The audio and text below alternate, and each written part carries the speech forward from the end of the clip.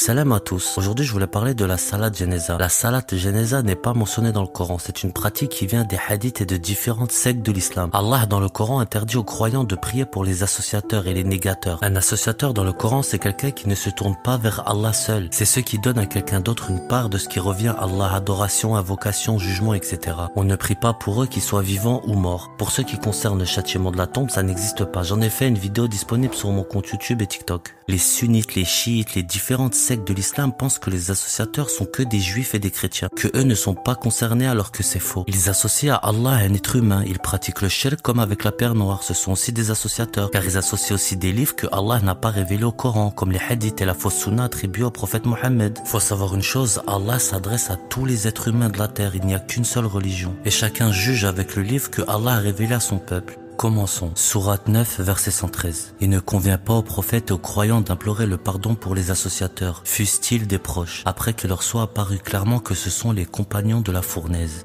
Une fois une personne décédée, son destin est scellé selon ses propres actes et la miséricorde d'Allah. Sourate 39, verset 19. Celui contre qui se réalise la parole du châtiment. Est-ce que tu sauves celui qui est dans le feu? Sourate 53, verset 39. Et que l'homme n'obtient que le fruit de ses efforts. Prier pour les vivants est recommandé car cela exprime notre adoration envers Allah. Sourate 17, verset 24. Et par miséricorde abaisse pour eux l'aile de l'humilité et dit, mon Seigneur, fais leur miséricorde de même qu'ils m'ont élevé tout petit. Sourate 42, verset 5. Peu s'en faut que les cieux ne se fendent au-dessus d'eux quand les anges glorifient leur Seigneur. Par la louange et demande pardon pour ceux qui sont sur terre. Allah est le pardonneur miséricordieux. Prier pour les morts, c'est déjà une forme d'intercession. Toute intercession appartient à Allah seul. Sourate 39, verset 44. Dit, à Dieu appartient toute intercession. C'est lui seul qui décide qui peut intercéder et pour qui. Du coup, quand des gens disent que le prophète Mohammed va intercéder pour nous, en réalité on n'en sait rien parce que c'est écrit nulle part dans le Coran. Ces idées viennent des hadiths inventés. D'ailleurs, j'en ai fait une vidéo sur ce sujet que vous pouvez retrouver sur TikTok et YouTube.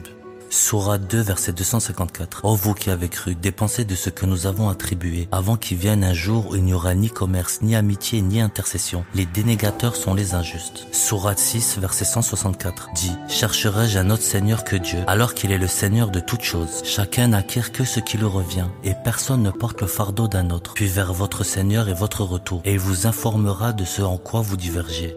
Ni la salat, ni le jeûne, ni le hajj, ni la zakat fait au nom des morts ne sont reconnus par Allah. Sourate 82, verset 19. Un jour où aucune âme ne pourra rien pour une autre âme. En ce jour, le commandement est à Dieu. Et pour ceux qui me disent que sans hadith, on n'aurait pas pu savoir qu'il fallait enterrer un corps, c'est faux. Allah dans le Coran nous montre l'exemple avec le fils d'Adam et le corbeau. Sourate 5, verset 31. Alors Dieu envoya un corbeau qui se mit à gratter la terre pour lui montrer comment cacher le cadavre de son frère. Il dit, malheur à moi, ne suis-je pas capable d'être comme ce corbeau de cacher le cadavre de mon frère? Il devient ainsi de ceux qui regrettent. La prière funérailles, salat Jeneza, n'est pas mentionnée dans le Coran et n'a aucun fondement scriptuaire. Pas d'enterrement en direction de la Mecque, pas de prière sur un mort à la mosquée, pas de sadaqa, encore moins ce que les hadiths de leur divinité Bukhari, Muslim, etc.